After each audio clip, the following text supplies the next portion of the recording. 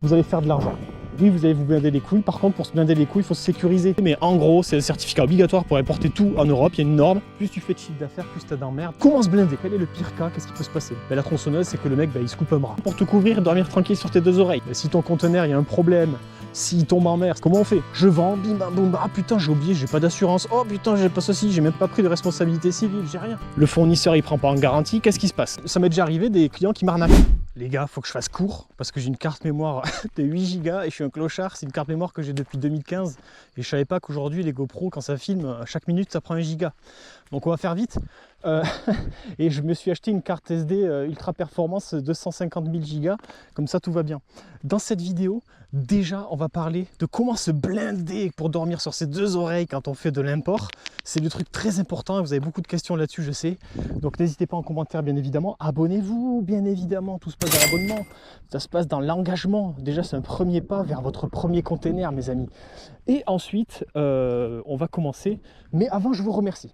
Je voulais vous remercier parce que la chaîne YouTube, vous savez, elle a pris un tournant, une transition, elle s'est mégenrée. On passe sur l'import à fond, business import, parce que c'est là où je fais 80% de mon chiffre d'affaires aujourd'hui. Et c'est là que je me régale, ça me plaît de partager des informations parce que j'en découvre tous les jours depuis des années. Et c'est vrai que je trouve pas que grand monde en parle. Et j'essaie de rendre ça un peu plus attrayant et intéressant pour que vous aussi sur cette chaîne, vous le fassiez. On est 2000 sur cette chaîne, mais vous êtes beaucoup venus pour le SEO et le business en ligne. Et oui, c'est toujours lié, mais ça va être sur une autre chaîne, sur la chaîne de Volty. 2000 putains d'engagés et de gens déter qui ont passé l'action.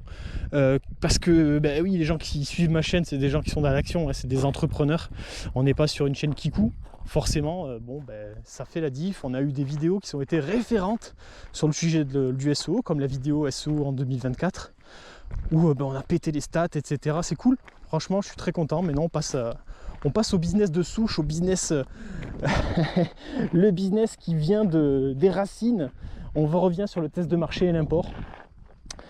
Allez, c'est parti, j'ai dit que je devais faire vite, donc c'est parti. Comment on se blinde les couilles, les amis? Alors, les blindes les couilles, non. Alors oui, on se blinde les couilles, mais pour se blinder les couilles, il y a quelqu'un qui s'appelle Tougan Barra qui dit plus tu fais de chiffre d'affaires, plus tu as d'emmerde, et il a totalement raison.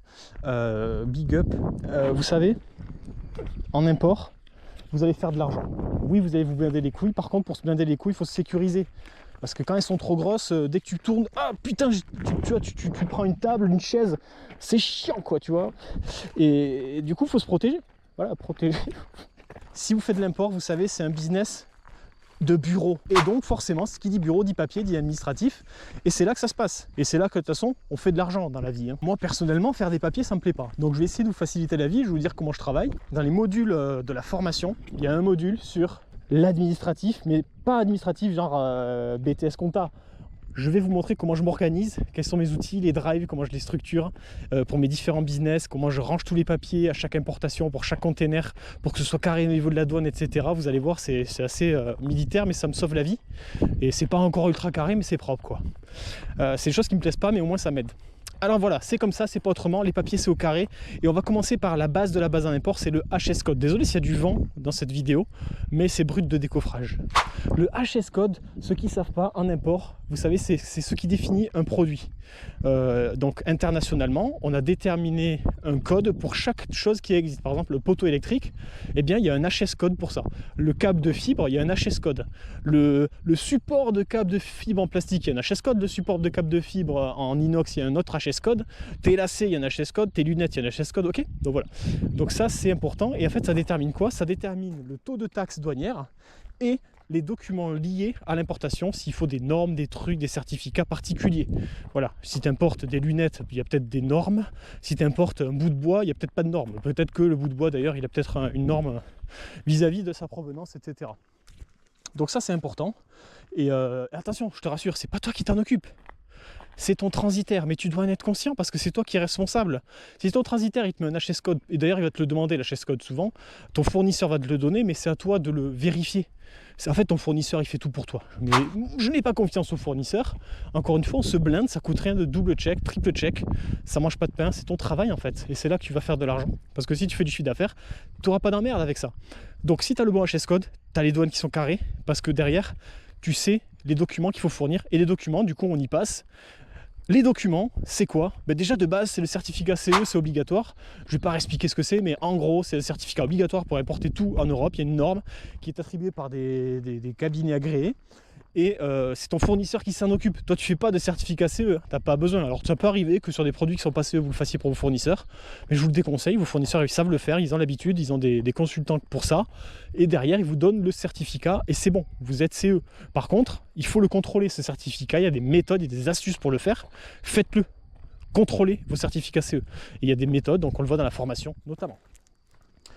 Derrière, tout ce qui est documentation, manuel d'utilisation, c'est pareil, il vous les faut, nickel, chrome, carré en français pour certains produits, pas tous, mais pour beaucoup. Donc voilà, je vous le dis, ça c'est pour la partie produit, HS code, certificat et documentation, c'est les choses qu'il faut. C'est pas méchant, vos fournisseurs vous fournissent tout, mais vérifiez, contrôlez et rangez, surtout rangez. Derrière, vous, personnellement, comment vous allez vous assurer? C'est ça aussi se blinder. C'est s'il y a un problème, qu'est-ce qui se passe? Mettons, vous importez, je sais pas moi, vous importez des tronçonneuses. Quel est le pire truc qui puisse arriver si vous importez la tronçonneuse? Parce qu'en tant qu'importateur, vous êtes le dernier responsable. Le Chinois, il ne sera jamais mis en tort. À moins que vous ayez des avocats partout en Chine, et encore, je suis pas sûr. Comment ça va se passer? Vous devez partir du pire cas. Déjà, vous parlez avec un courtier en assurance, voire deux différents s'il faut pour se blinder à fond. Et vous dites, voilà, quel est le pire cas, qu'est-ce qui peut se passer? La tronçonneuse, c'est que le mec, il se coupe un bras. Voilà. Oh putain, bon, s'il se coupe un bras, etc., qu'est-ce qui peut se passer pour toi? Comment se blinder? Déjà, la fabrication de la tronçonneuse, est-ce qu'elle est aux normes? Comment savoir? Qui délivre si c'est aux normes? Il y a des organismes pour ça. Ça ne te coûte rien d'acheter la tronçonneuse, de faire venir l'organisme. Tu vas faire des centaines de milliers d'euros. Est-ce que tu n'es pas prêt à dépenser 500 balles pour te couvrir et dormir tranquille sur tes deux oreilles?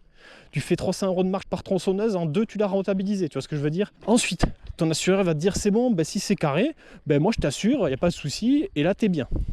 Ensuite, il y a l'assurance aussi, ça c'est toi personnellement, mais il y a l'assurance sur ton stock, par exemple, tu vois. S'il y a quoi que ce soit sur ton stock, il faut l'assurer. Il y a des assurances à prendre sur les containers. Si ton conteneur, il y a un problème, s'il tombe en mer, ça arrive une fois sur 10 000, mais ça arrive, comment on fait? Ça coûte pas cher et ça se fait.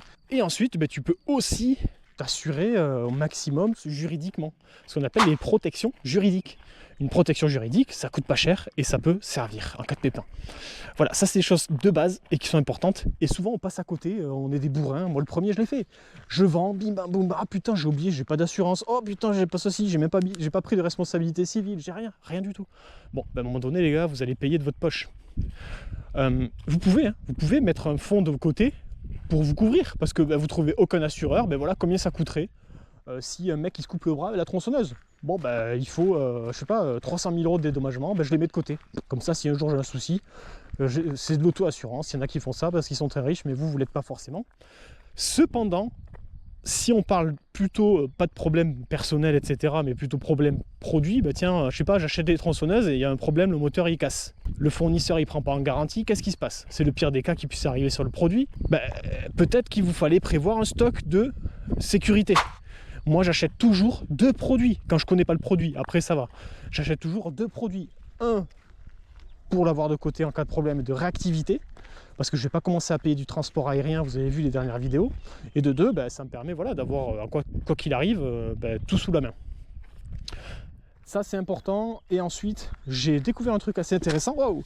Imagine, ça m'est déjà arrivé des clients qui m'arnaquent. C'est-à-dire qu'ils reçoivent les produits, ils disent « Ah, c'est cassé le truc !» En fait, c'est lui qui l'a tombé. Je le savais, mais il n'a pas voulu le dire. Et de toute façon, je ne pouvais pas le prouver qu'il n'avait pas tort ou raison. Eh bien, j'étais niqué. Maintenant, quand je fais des grosses livraisons, on parle de trucs à 10 000, 15 000, je fais venir un huissier. Ça me coûte 300, 400, 500 €.